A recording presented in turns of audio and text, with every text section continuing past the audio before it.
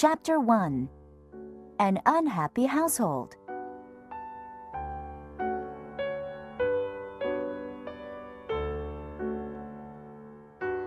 Happy families are all alike, but unhappy families are unhappy in their own unique ways. The Oblonsky household was one such unhappy family. Dolly, the wife, had found out 3 days ago that her husband was having an affair with the French tutor. She announced that she could not go on living in the same house with her husband. She had stayed in her room, and her husband, Prince Stepan Oblonsky, had stayed away from home during the day. Their 5 children ran wild around the house. The cook quit, and the other servants were thinking of doing the same. On the 3rd morning after the quarrel, Prince Oblonsky, who was called Stiva by his friends, woke up on the leather couch in his study. He had just had a wonderful dream, and he was smiling as he reached up for his robe. Suddenly, he realized that he was in his study, and his robe was in his wife's bedroom. The smile on his face vanished. It's all my fault, Stiva thought. Dolly will never forgive me. What have I done? But the real tragedy is that I cannot really be blamed. Stiva remembered how he had come home from the theater 3 nights ago. He had found his wife in their upstairs bedroom with a letter from the French tutor in her hand. The memory of the look of pain on his wife's face and the tears in her eyes still stabbed his heart. The affair with the French tutor was not the first for Stiva. He was 34 years old and was quite handsome and charming. Women younger than his wife were constantly attracted to him. The biggest problem was that he was no longer in love with his wife. She was a good wife and mother, but she was no longer a beautiful young woman.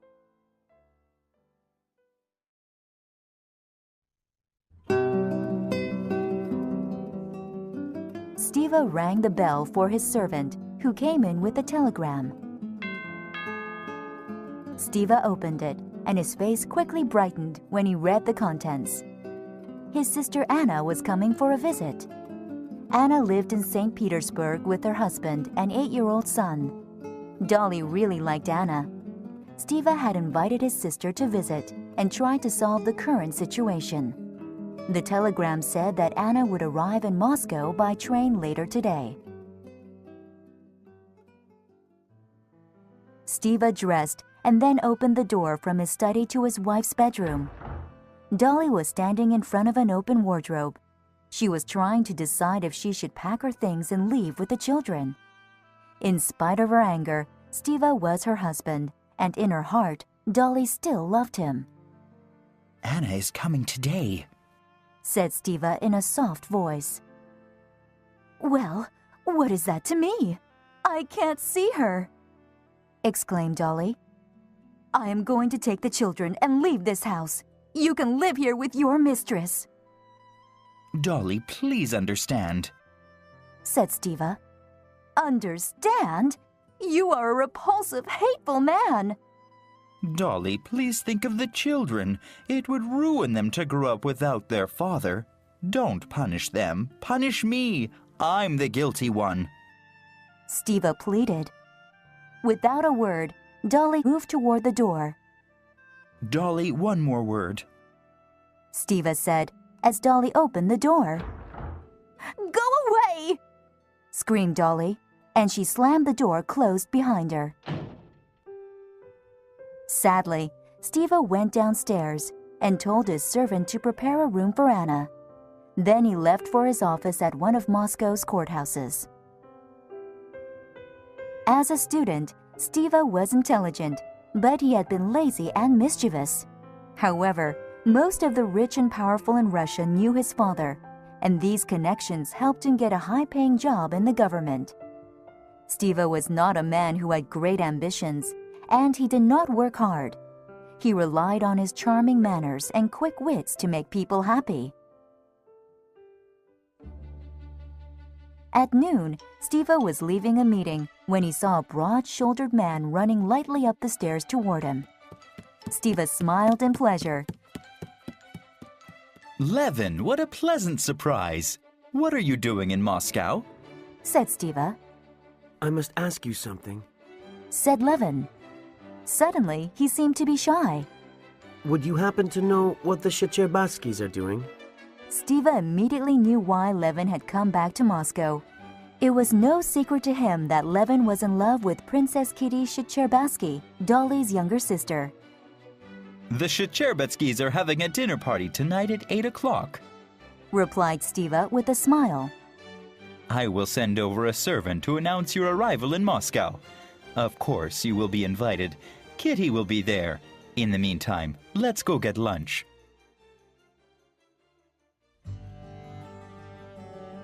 Over lunch, Stiva asked, So, why did you stay away from Moscow for so long? And why have you suddenly returned? As you have guessed, I am in love with Kitty. replied Levin. I left Moscow because I thought she would not agree to marry me. Her mother especially doesn't seem to like me. But I couldn't stop thinking about her. Levin sighed. Then he burst out, I've come back to ask Kitty to marry me. Do you think there's any possibility she will say yes? Of course. said Stiva. Dolly told me that she thinks Kitty loves you. That's wonderful, cried Levin, who looked both relieved and surprised. There's just one thing you must know. said Stiva. You have a rival. His name is Count Vronsky. He's a young cavalry officer with many powerful connections. Kitty's mother really likes him, but I am sure that Kitty loves you more. Go to the dinner party early before Vronsky arrives and ask her to marry you. Good luck. Stiva went off to meet Anna at the train station, while Levin went back to his apartment.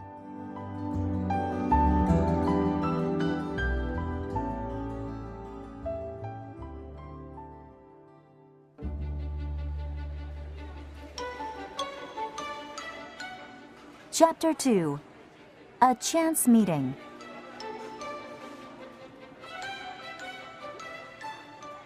At the train station, Oblonsky met Count Vronsky while waiting for the train from St. Petersburg. Who are you meeting? asked Vronsky. I've come to meet a pretty woman. Replied Stiva. My sister, Anna. Oh, Karenina's wife. Said Vronsky. Yes, so you know her. No, not really. I don't remember. Said Vronsky. The name Karenina gave him the impression of someone very official and boring. But you must know my respected brother-in-law. He's a high government official. Said Stiva. Yes. Replied Vronsky. I know him by reputation and by sight. I know that he's quite clever and religious. Anyway, I am here to welcome my mother. Their conversation was interrupted by the sound of the train approaching. When it came to a stop, a young guard jumped off near Vronsky. Vronsky asked the guard which carriage the Countess Vronsky was in. The guard pointed, and Vronsky went to the carriage door. Just as he reached it, he stepped aside for a lady getting out. At a glance, Vronsky knew that the lady was very wealthy. He looked closely at her lovely face because he thought he had seen something special there. As he did, she also looked at him and gave him a friendly, curious look. Vronsky nodded and then climbed the steps into the carriage. His mother, an old lady with black eyes and curls, smiled at him with her thin lips. "So, you got my telegram," she said. "Are you well?" Did you have a good journey? asked Vronsky as he sat down beside her. Just then, the lady Vronsky had seen leaving came back into the carriage, looking confused. "Have you found your brother?" asked Countess Vronsky. Suddenly, Vronsky knew that this was Anna Karenina, Oblonsky's sister. Your brother is just outside. Said Vronsky. Please wait here, and I will call him. Anna smiled and sat next to the Countess. Vronsky left the train and saw Oblonsky through the crowd. He called him over and said, Your sister is sitting next to my mother in this carriage. As soon as Anna saw her brother from the window, She came out of the carriage and ran to him. She threw her arms around him and kissed his cheeks warmly. Vronsky helped his mother down the carriage steps. "She's quite charming, isn't she?" said the Countess to her son. Then to Anna she said, "I can speak plainly at my age. I must confess, I have lost my heart to you." Anna looked delighted. She kissed the Countess and then offered her hand to Vronsky. He kissed it and felt a great joy. Just then, there was a great commotion as the station master and several conductors ran past. Their faces were pale and frightened. Vronsky suggested the women go back into the carriage. Then he and Stiva followed the train officials to the front of the train. It was clear that something terrible had happened. A guard had been crushed to death under the train as it had arrived. At the sight of his dead body, Stiva looked very upset, as if he were about to cry. "Oh, this is terrible!" he exclaimed. There was nothing Vronsky or Stiva could do, so they returned to the carriage where Anna and the Countess were waiting. "It was terrible," said Stiva, as he told Anna and the Countess what had happened. "And his poor widow was there. She threw herself on his body and said she had a large family. What an awful thing." "Isn't there anything anyone can do?" asked Anna, her eyes filling with tears. Vronsky looked at her and immediately left the carriage. When he returned a few minutes later, Stiva was telling the ladies about the latest play in Moscow. They left the carriage together and walked toward the exit. As they reached the doors, the station master came running up behind them.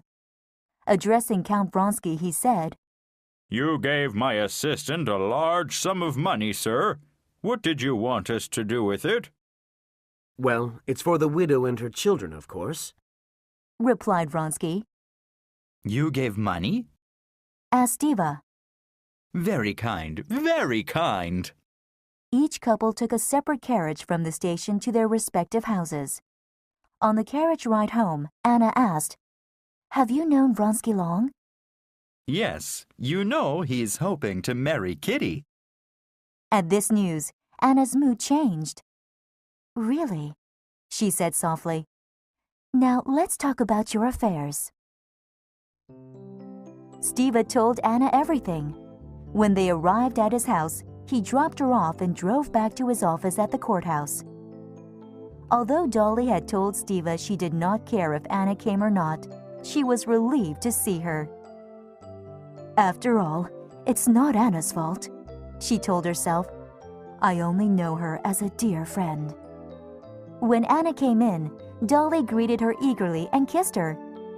"Dolly, I'm so glad to see you," said Anna. Anna listened very sympathetically to Dolly, and Dolly felt much better after telling the story of her troubles. "Oh, what shall I do, Anna?" asked Dolly when she had finished. "Please help me." "Dolly, Stiva is still in love with you," said Anna. "I am his sister, and I can read his heart. He wasn't in love with the other woman. He didn't betray you in his heart." "But what if it happens again?" asked Dolly. "Would you forgive him?" "I don't think it will happen again," replied Anna. Then she thought for a moment. "Yes, I would forgive him."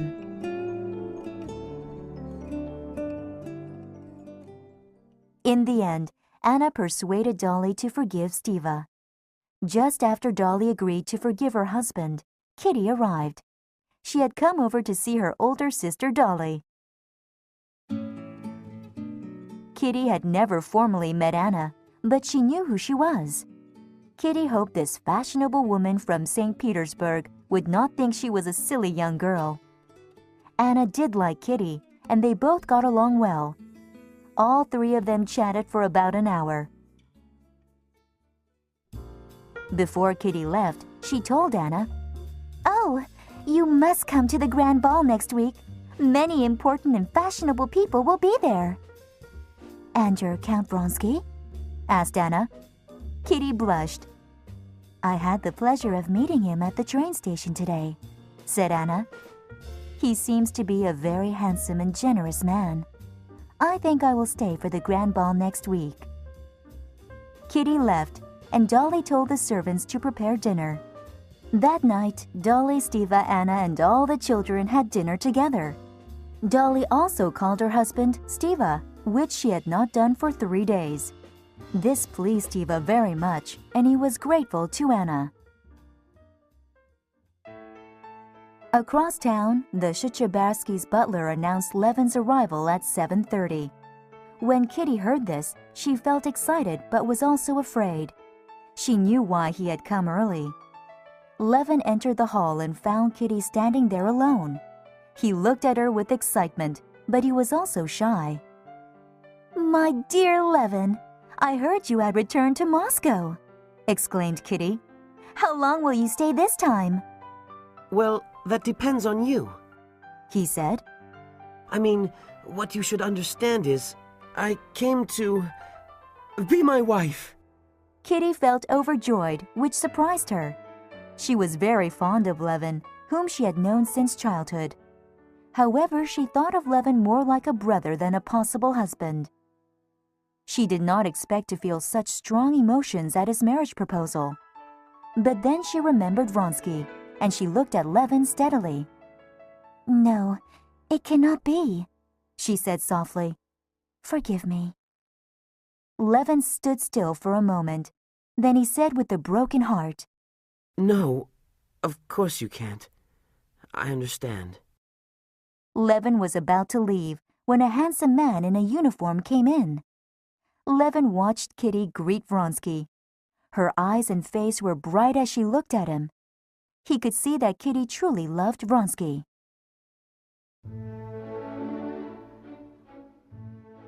The next week, the grand ball was being held at a large palace in Moscow. As the guests began to arrive, the sounds of their voices and laughter filled the rooms and halls.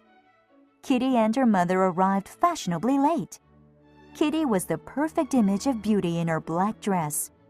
Many people looked at her admiringly as she walked up the steps with her mother to the grand ballroom.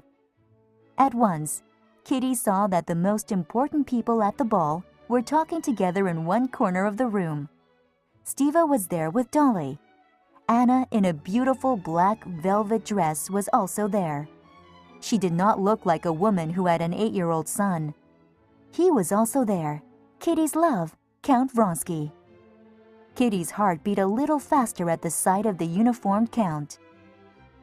As Kitty joined the group, Anna smiled at her and complimented her dress and beautiful appearance. Count Vronsky asked Kitty to dance. While they danced, they did not talk about anything important, but Kitty was not worried. She was sure that he would ask her to dance the most important dance of the evening, the mazurka. Kitty was sure that Count Vronsky would propose marriage to her at that time.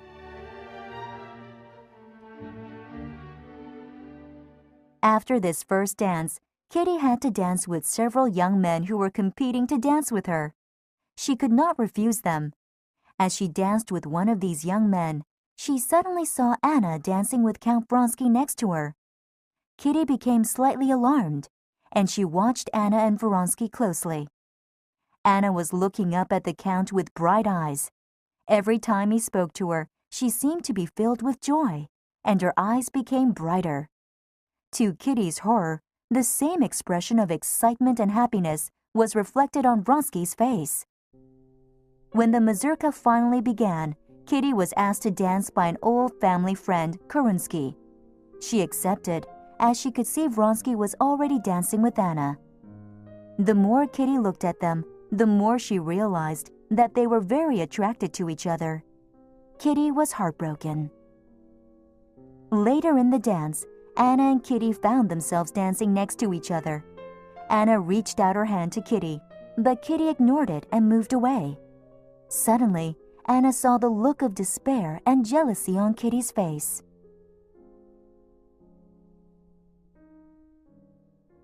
After the dance, Anna told Vronsky she would not stay for dinner. "Thank you for the wonderful time," she said. "Now I must go home and prepare for my journey back home tomorrow." So you really are leaving tomorrow? asked Vronsky. Yes, I must, replied Anna. Her eyes shone, and her smile warmed Vronsky's heart.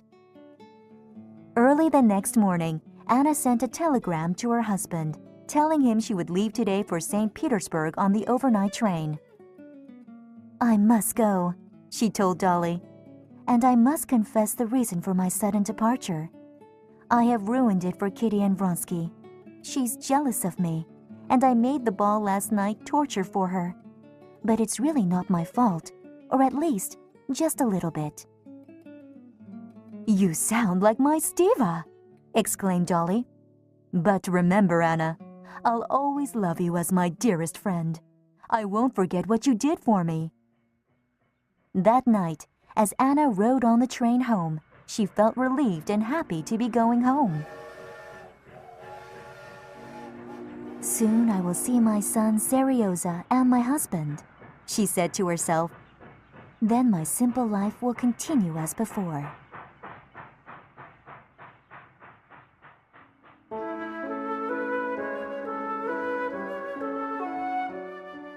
Chapter 3. Romance in St. Petersburg.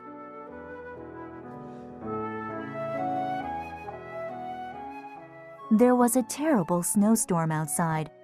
Anna tried to read a novel, but she could not concentrate. She listened to the sound of the train and fell asleep.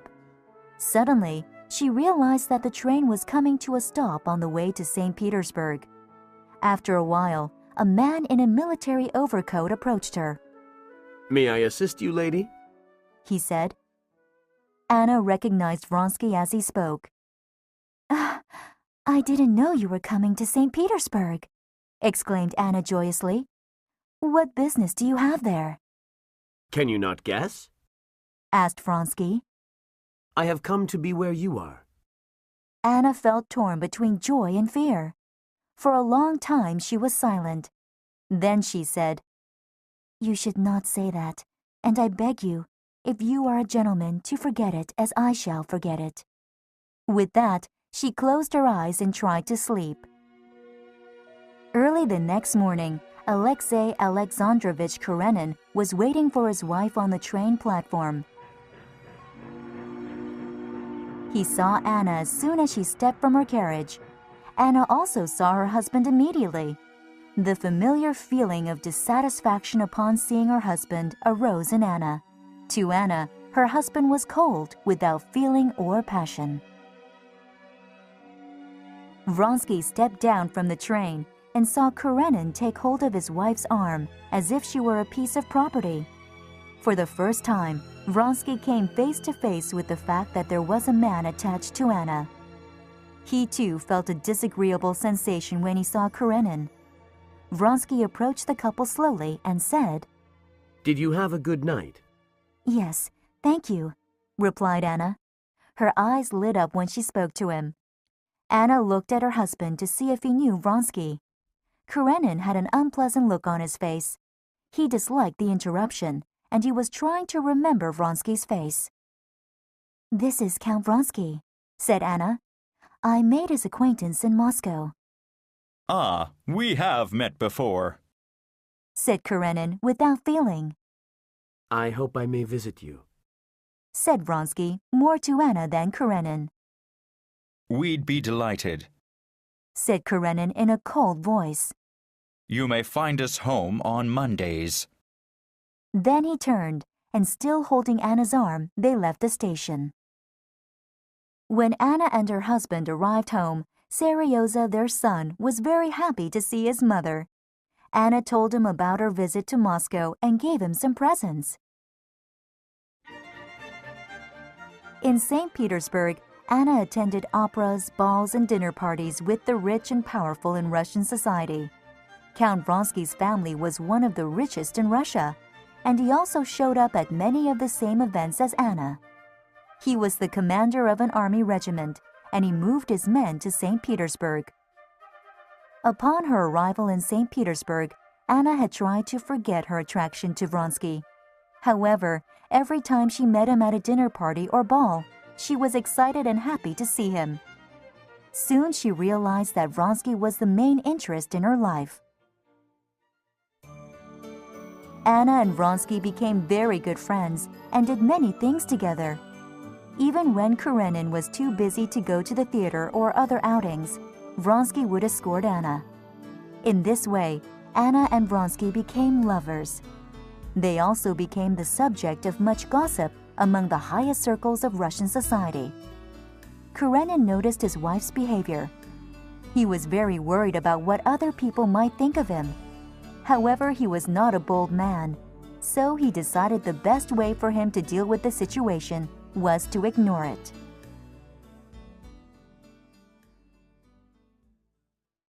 One day, Vronsky called on Anna when Karenin was away. He found her on the back porch of her house. Her lovely face looked red and hot. "What's the matter?" asked Vronsky. "Are you ill?" "No," said Anna. "I'm pregnant. It's your child." Vronsky turned pale. "We must put an end to our secrecy. Ask your husband for a divorce, and we will get married," he said. "He would never agree to that," replied Anna. "He will not allow me to disgrace his family name." "We have to tell him," said Vronsky. "We cannot continue like this." "And then what will we do?" asked Anna. "Run away?" Vronsky thought for a moment. "Yes, that is the only solution then. If he doesn't give you a divorce, we will leave Russia." Vronsky did not know that this would be very difficult for Anna. She loved Vronsky, but she did not want to be away from her son. However, there was no choice for her. When Anna told her husband she loved Vronsky, Karenin was horrified. Until now, he had tried to ignore his wife's relationship with Vronsky. Anna's direct announcement of her love for Vronsky and the fact that she was going to have his child forced him to confront the situation. Karenin sent his wife to their summer house outside Moscow. He told her he needed time to think. After much thought in his calculating way, Karenin decided that he should force Anna to remain with him. I must not be unhappy, but also Anna should not be happy. He thought. This is the best solution. I am not getting rid of a guilty wife, but am giving her a chance to mend her ways. He quickly wrote a letter to Anna. Whatever your behavior has been, I do not think that I have the right to cut the bonds that God has made between us. The family cannot be broken because of the sin of one of the partners. Our life must continue as before.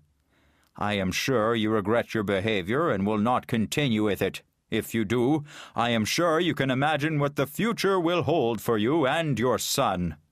I ask you to return to our home in St. Petersburg as soon as possible. Karenin. Anna returned home as her husband had instructed. She felt helpless in her current situation. My life was miserable before, thought Anna. What will it be like now that Karenin knows I was unfaithful? And what about the baby? Anna and her husband lived in the same house, and they met every day for dinner so that the servants would not gossip. However, Anna continued to see Vronsky away from the house. Karenin knew this. He only told Anna that Vronsky was not welcome at the house. One day, Vronsky received a note from Anna. I feel sick and unhappy. I cannot leave the house, but I want to see you very much. Come by before 10. My husband will be busy in a meeting until then. Vronsky was tired, so he lay down to take a nap. He had a strange dream about a dirty old peasant who was bending over and talking to himself in French. This dream frightened Vronsky, but when he woke up, he thought that he was being very silly. Then he looked at his watch and saw that it was 8 o'clock. He would have to hurry to meet Anna before her husband came back home. When Vronsky knocked on Anna's front door, the servant opened it and gave him a surprised look. Then it was Vronsky's turn to be surprised as Karenin appeared. Karenin stopped and looked at Vronsky with a stern look of disapproval. Then he stepped outside and made his way to a waiting carriage, acting as if Vronsky were not there. If he fought me, I could do something. Thought Vronsky. But he makes me feel like a snake in the grass. Vronsky went inside the house and found Anna in the hall. What was your husband doing here? Asked Vronsky. He was away, but he came back for something unexpectedly, said Anna. I'm sorry you met each other. Tell me about this illness, said Vronsky. Is it because you are expecting our child soon? Anna smiled in a gentle way. Soon, our problems will be over. We shall all be at peace. What do you mean? Asked Vronsky. I will die in childbirth, said Anna. I know it. Last night, I dreamed that there was a dirty old peasant who was bending over. He was muttering in French. I was so frightened. That's when I knew I would die in childbirth. Vronsky remembered his own dream, and for a second he was also terrified. Then he shook himself and said, What nonsense! You should not believe your dreams.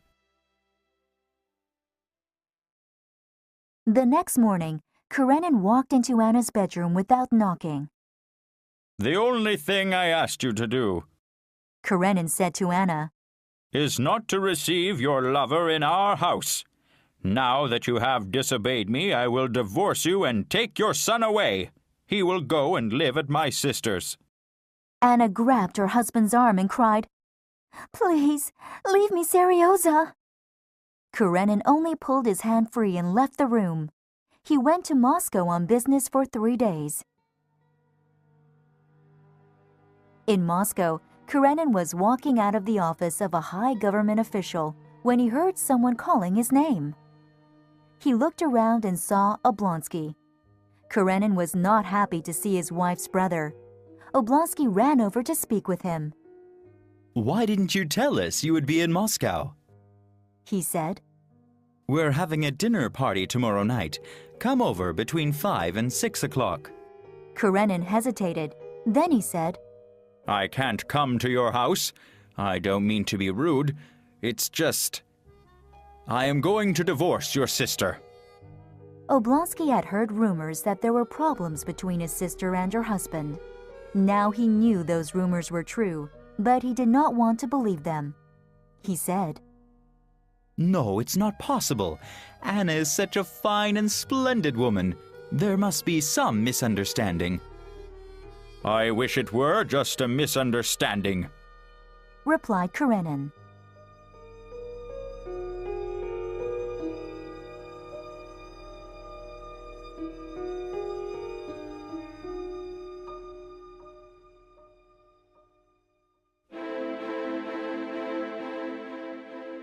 Chapter 4.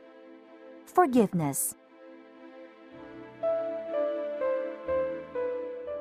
Karenin returned to his lonely hotel room. There he found a telegram waiting for him from Anna. The telegram read, I am dying. I beg you to come. I shall die easier with your forgiveness. Is this some kind of a trick? Asked Karenin. But if she really is dying and I refuse to see her, it would be very cruel. I must return home. Karenin knew that Anna was going to give birth to Vronsky's child soon.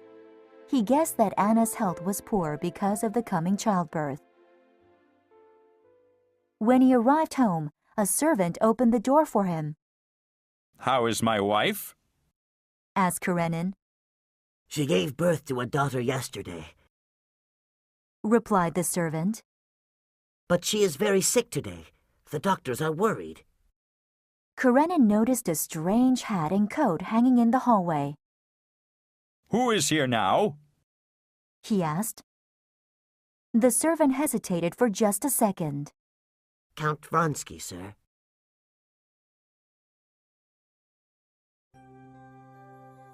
Karenin went upstairs and found Vronsky sitting outside his wife's bedroom. Vronsky had his face buried in his hands. He looked up at the sound of Karenin's approach. She is dying. he said. The doctors say there is no hope. Let me stay here. Karenin turned away without speaking. He went into Anna's room. She lay on her side, facing the door with shining eyes. "Come here, Alexei," she said. "I do not have much time. The fever will come back, and I will die soon." Karenin knelt down beside Anna's bed. He took her warm hand in his own and put his other hand on her forehead. He could feel the fever burning like a furnace under her pale white skin. "Stay a little, Alexei," said Anna. "There is something I must tell you. There is another woman inside of me. I am afraid of her. She is the one who fell in love with that man. I'm not that woman. I am my true self now. I'm dying. I know I am. There is only one thing that I want. Forgive me. Please forgive me completely." A warm feeling of love, compassion, and forgiveness filled Karenin. He laid his head on Anna's chest, which burned like fire through her shirt, and he cried. Anna saw Vronsky standing at the door. "Why doesn't he come in?" she said. Come in. Alexei, give him your hand." Vronsky came in and stood by Anna's bed. "Give him your hand," said Anna to her husband. "Forgive him." Karenin held out his hand, not even trying to stop the tears that flowed down his cheeks. "Ah, thank God, cried Anna. "Now everything is done. I can die now. Oh God, when will the pain end?" Later, the doctor came and told Karenin that almost all patients with Anna's condition died. He did not expect her to live through the night. However, the next morning, Anna's condition had not changed. The doctor said there might be some hope. Karenin went into the small room where Vronsky had sat up all night. He took a chair opposite his rival. I had decided on a divorce because I wanted to punish her and you, said Karenin. When I got her telegram, I came home with many feelings. I admit I even wanted her to die, but I saw her and I forgave her. My duty is clear. I should stay with her, and I will. If she wants to see you, I will let you know. However, I think it is best that you leave now. Vronsky could not understand how Karenin could be so calm and forgiving. Now he seemed like a noble gentleman, kind, honorable, and a better man than Vronsky. As he made his way from Karenin's house to his own home, Vronsky felt a deep sense of shame, humiliation, and guilt. He tried to sleep, but he could not. He had recently been offered an important position in Tashkent, but this was nothing to him now. Anna was gone, and he had been shamed by her husband. Am I going mad? He thought to himself. This is how people commit suicide. Vronsky went to his desk and took out a pistol. Then he pointed it at his chest and fired.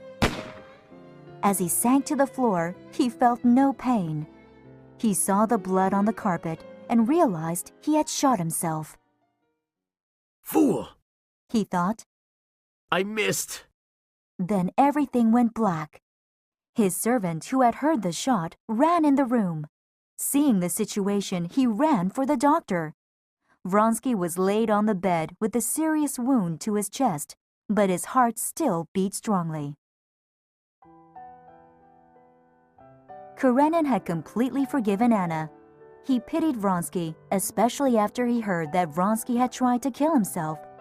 He also pitied his son, Seryoza, in whom he had not shown much interest.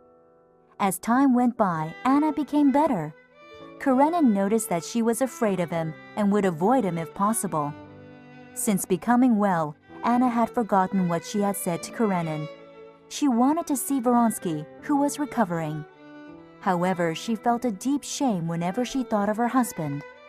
Finally, she sent for her brother Oblonsky. When Oblonsky met Anna, he said, I know it's hard, but you must cheer up. Nothing is so terrible to make you unhappy all the time. No, Stiva, said Anna. I am lost, but my misery is not over yet, and the end will be terrible. You had the bad luck of falling in love with a man who was not your husband. Your husband forgave you, but can you continue living with him? Do you want to? Does he want to? I don't know, said Anna. I have no idea what he wants. Then let me sort this out for you, said Oblonsky. He's miserable, you're miserable. What good can come out of this situation? A divorce would solve everything. I will go to him now and arrange for a divorce. Oblonsky found Karenin sitting at his desk in his study. I hope I'm not disturbing you, said Oblonsky as he entered the room. I wanted to talk with you about my sister. I can think of nothing else, sighed Karenin. Look, I have just written her this note. Karenin handed Oblonsky a short note that read, I can see that you are not comfortable being around me. I promise you that I would forgive you with all my heart. When I saw you at the time of your illness, my only desire was that you would become a good wife again. But now I see that is impossible. Tell me what will make you happy and give you peace. Whatever you ask, I will grant. Oblonsky read the note with wonder. He was amazed at how generous Karenin was. I have to know what she wants, said Karenin. Well, that is simple, replied Oblonsky. She wants a divorce, and this way you both can have your freedom. All right, exclaimed Karenin. If she desires it, I will give her a divorce, even if she takes away my son. Oblonsky smiled gently. Believe me, she will appreciate your generosity. I am only doing my best to help you and her.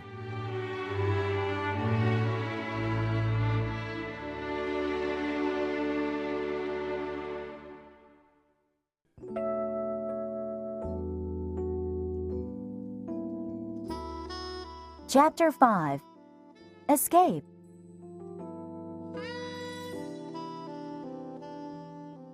Vronsky had lain in bed on the edge of death for several days after he shot himself. Slowly he recovered. When he was well enough to move around, he decided to give up Anna. The only problem was that he could not remove the sadness from his heart whenever he thought of her. So when Vronsky heard from Anna's best friend, Princess Betsy, that Karenin had agreed to a divorce, he went straight over to Anna's house. Without caring if he ran into Karenin, he went to Anna's room, opened the door, and took her into his arms. He showered her face, neck, and shoulders with kisses. We will go to Europe and leave all this behind us, he told Anna. Anna trembled with excitement and fear. Can we really live as husband and wife? She said. Stiva told me that my husband had agreed to a divorce. Will he really give up Seryoza? Do not worry about that now. Do not think of it, replied Vronsky. Oh, I wish I had died, said Anna as tears streamed down her beautiful face. It would have been easier, but I am so happy to see you again. Vronsky never dreamed that he would resign from the military so quickly. That day he did so without hesitation. In a week, he arranged for Anna and their daughter to leave St. Petersburg. They left for Italy, thinking that Karenin would arrange for the divorce in their absence. For 3 months, Vronsky and Anna traveled through Europe. Finally, they bought a modest house in a small Italian town and lived there for 3 months. Anna was the happiest she had ever been in her life. Her health recovered completely, and the more she learned about Vronsky, the more she loved him. She had him all to herself at last, and his presence was a constant source of joy to her. Anna did not allow thoughts of her suffering husband or abandoned son to ruin her happiness. She had grown very fond of her daughter Annie. During these 3 months, she rarely thought about Serioza. Vronsky also felt a joyous sense of freedom in having left the army and his social circles. He was happy at first, but as the weeks passed, he became restless.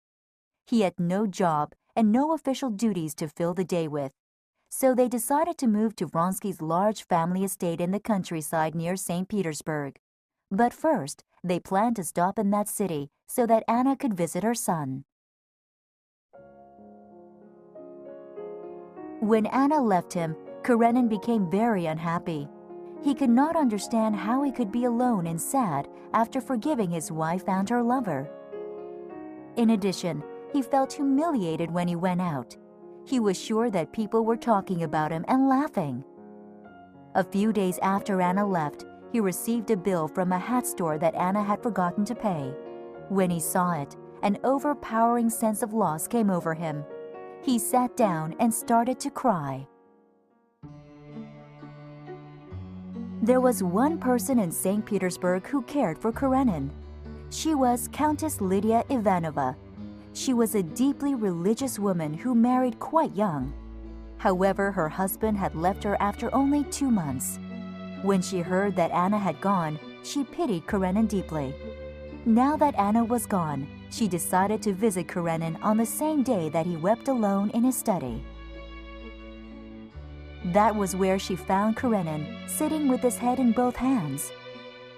"I have heard everything," said Lydia as she took one of Karenin's hands into hers.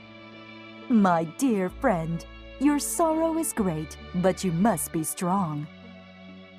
Karenin looked up at Lydia with tears in his eyes. "It's not the loss that troubles me most," said Karenin. "I feel humiliated. Also, I find myself spending all day dealing with household matters, making arrangements for the servants and my son and paying the bills." "I understand, my dear friend," said Lydia. "You need a woman's hand in your household. Will you trust me to manage your domestic affairs?" Silently and gratefully, Karenin pressed Lydia's hand. "I will be your housekeeper," said Lydia. "We will take care of Serioza together. Don't thank me, but thank him. Only in him can we find peace, comfort, and love." "I am very grateful to you," Karenin said. Lydia smiled and patted his hands. Then she went to Serioza and took him in her arms. She told him that his father was a saint and that his mother was dead. When Lydia heard that Anna and Vronsky had returned to St. Petersburg, she was horrified. She felt that Karenin must be protected from seeing that awful woman. He must not even know that she had come back. The next day, Lydia received a note from Anna. It read, "My dear Countess, I am very unhappy at being apart from my son and would very much like to see him before I leave St. Petersburg. I am writing to you instead of my husband because I do not wish to make him suffer by seeing me. Knowing your friendship with him, I am sure you will understand. Will you send Serioza to me, or should I come to the house at a time when Karenin will be away? I am very grateful for your help. Anna." Lydia was very annoyed by Anna's note. She decided to ignore Anna's desire not to involve Karenin. When Karenin arrived, Lydia showed him Anna's note. He read it carefully and then said, "I do not think I have the right to refuse her." "My dear friend, you do not see the evil in anyone," exclaimed Lydia. "I have forgiven her," replied Karenin. "I cannot refuse her love for her son." "But is it really love?" asked Lydia. "Can she be sincere in love? And should we allow her to play with the feelings of the boy? He thinks she is dead, and he prays for her. Imagine his shock if he were to see her," "I had not thought of that," said Karenin. "If you will accept my advice, I suggest you deny her the right to visit the boy," said Lydia. "With your permission, I will write a reply saying so." Karenin reluctantly agreed, and the Countess wrote a note to Anna that read, "Madame, to remind your son of you will probably cause him to ask questions that would be difficult to answer. It is therefore better if he did not see you. May God have mercy on you. Countess Lydia." Anna's response to Lydia's letter was one of anger.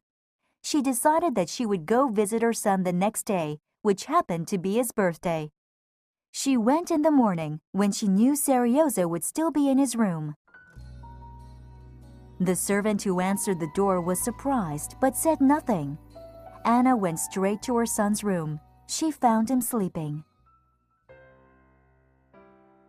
"Serioza," she whispered as she thought, "how much he has changed. He's much taller and thinner now." But he was the same Serioza, her dear son.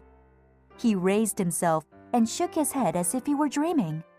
He looked at his mother with confusion for a few seconds. Then his mouth split into a huge smile that flashed his white teeth. With joyous eyes, he fell forward into his mother's arms. "Serioza, my darling boy," said Anna. "Mama," he said, "I knew you would come on my birthday. I just knew it. I'm going to get up now."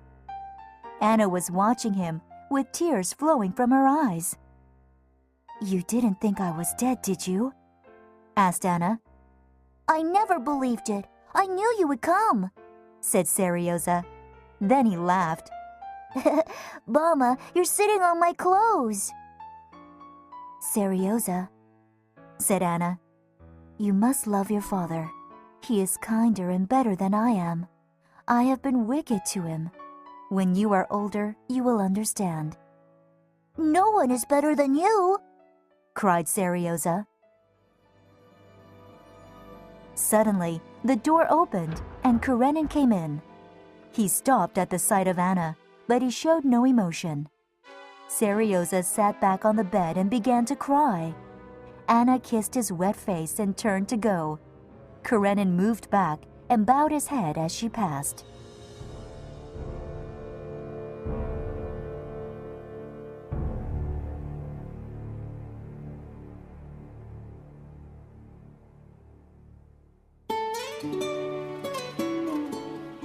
Chapter 6. Jealousy.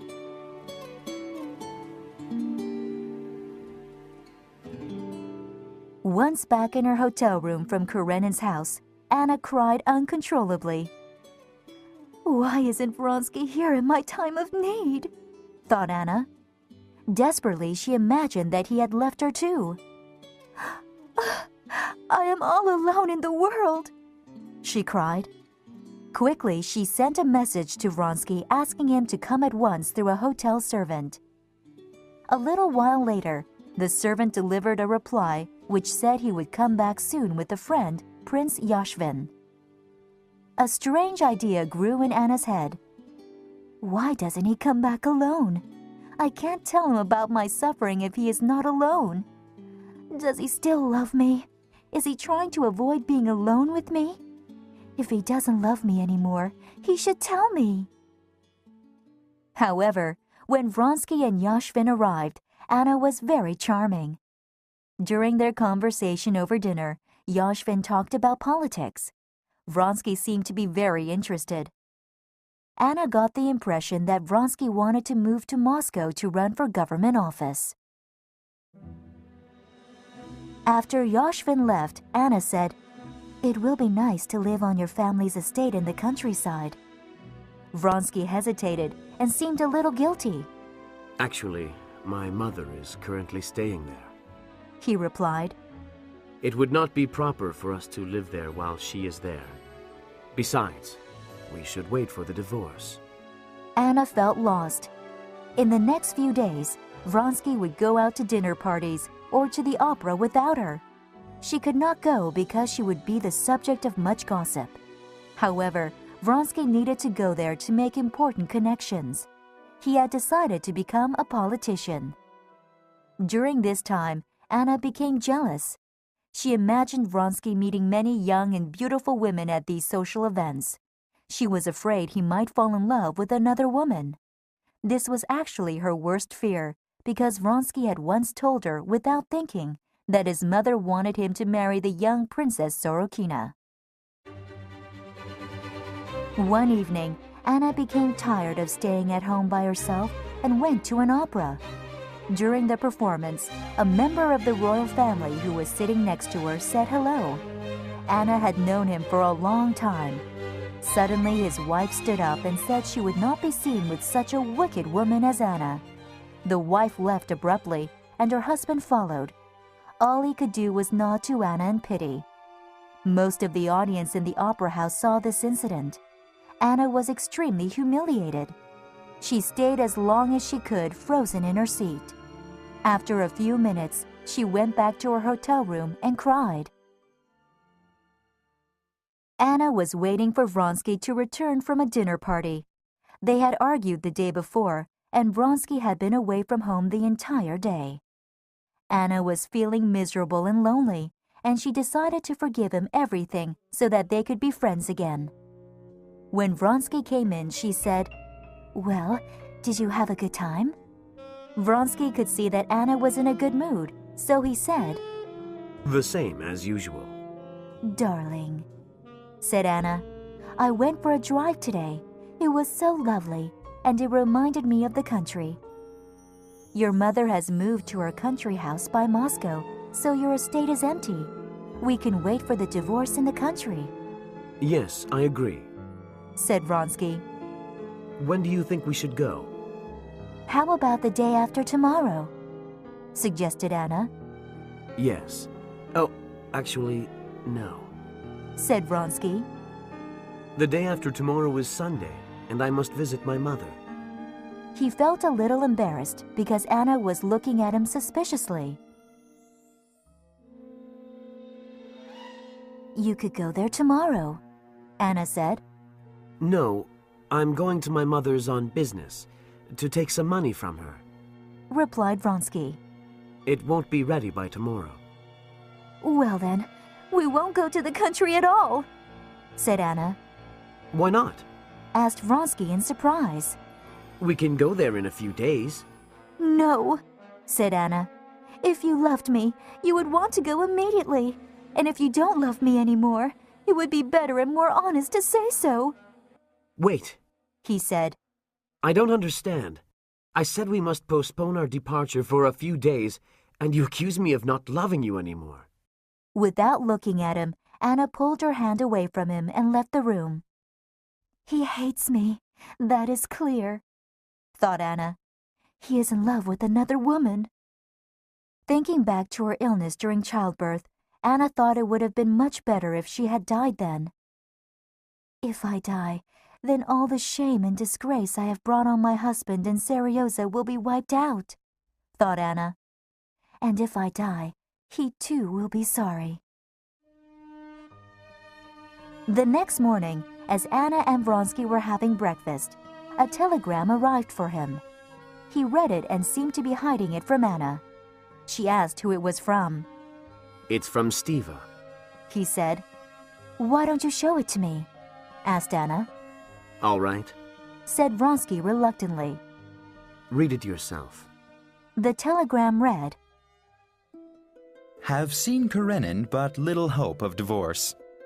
Anna said, "There was no need to hide this from me. A divorce doesn't interest me. Why does it interest you?" Vronsky felt frustrated. Because I like things to be definite. He said, And I think the reason you get upset so easily is because your position is uncertain. "My position is certain," replied Anna. "I am completely in your power. It's your position that is not sure." Anna, if you think I want to be free... Vronsky started to say. Anna interrupted him. "I really do not care what your mother thinks and whom she wants you to marry." We are not talking about that. Shouted Vronsky. "Yes, we are," replied Anna. And let me tell you, I do not care about the heartless woman, whether she is old or not, and I do not want to have anything to do with her." Vronsky became very cold and angry. Anna, please do not speak about my mother like that. Show some respect. Anna spent the whole day in her room. Again, the thought of death came into her mind as the only solution to her problems. Nothing mattered to her now, whether they went to the country or not. All that mattered was to punish Vronsky. Anna laid down for a nap and had the same strange dream about the dirty peasant muttering in French. She woke with a start and heard a carriage outside. Looking out the window, she saw a young, pretty girl lean out. Vronsky ran out of the house and took a package from the girl. He said something and she smiled. Then her carriage drove off and Vronsky came back inside. Trembling with fear and anger, Anna went to Vronsky's study. She decided to tell him she would leave him. That was Princess Sorokina, said Vronsky. She brought me some documents from my mother. We are going to visit her tomorrow, aren't we? You are, but I am not, said Anna. She started to leave. Anna, we cannot continue like this. You will be sorry for this, said Anna, and she left. Vronsky saw the despair in Anna's eyes. He got up to follow her, but then he sat down again. No, he thought. I've done everything I can. She needs to be left alone now. He sent for a carriage and prepared to visit his mother alone. The carriage arrived a few minutes later, and he left the house. Anna saw him leave through her window. A sudden horror gripped her heart. He has left me. It's all over now, she thought. Quickly, she ran downstairs. Where has he gone? She asked a servant. To the railway station, came the reply. He is going to catch a train to Obiralovka. Obiralovka was the district where Vronsky's mother lived. Anna sat down and quickly wrote a note. It's all my fault. Come back home. We must talk. For God's sake, come back. I am very frightened. The servant took the note. Half an hour later, he came back and said he was too late in getting to the train station. Vronsky had already left. Quickly, she wrote out a telegram and told the servant to send it. It read, I absolutely must talk to you. Come home at once. I must go there right now to talk to him, Anna thought. She looked at the railway time schedule and saw that a train left for Obiralovka in an hour. She sent for a carriage and went to the train station. On the way, she looked at the people on the streets. Their lives seemed meaningless to her. At the station, the coachman asked, Should I buy a ticket to Obiralovka for you? Yes, said Anna. She looked at the other people waiting for the train and did not like any of them. When she got her ticket, Anna boarded the train. She thought the other people in the carriage were looking at her in a strange and unpleasant way. Anna looked out the window and saw a dirty old peasant bending down and looking at the carriage wheels. There's something familiar about that peasant, thought Anna. Then the train started. When she arrived in Obiralovka, Anna got out and asked the telegram clerk if there was a note from Count Vronsky for her. Yes, ma'am, replied the clerk. I just got it. Here it is. Actually, Count Vronsky's coachman was just here to pick up Princess Sorokina. Anna read the note that Vronsky had written carelessly. It read, Just received your telegram. I cannot return until 10. Yes, this is what I expected, thought Anna. She thought how awkward it would be to walk into Vronsky's mother's house with Princess Sorokina there. Oh, where shall I go? She thought as she wandered down the platform. She wanted to be alone, and there was no one at the end of the platform. Another train was approaching, and the platform began to shake. Suddenly, Anna remembered the man who had been run over by a train on the day she met Vronsky. Now she knew what she had to do. Quickly, she walked down the steps to the tracks. She looked at the wheels of the approaching train. There, she thought. There in the middle between the wheels. I will kneel down there. I will punish him and escape from my pitiful existence. Anna missed the first carriage, but on the second, she dropped to her knees. As soon as the wheels of this carriage passed, she knelt forward over the rail.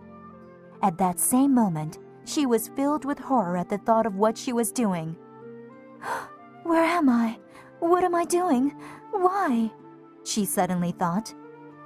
She tried to get up and throw herself back, but something huge struck her on the back of her head. It dragged her along the rail and pushed her down. God, forgive me for everything, she thought. A dirty peasant working on the rails on the other side of the train was talking to himself quietly. He did not see Anna as she was pushed along the opposite rail.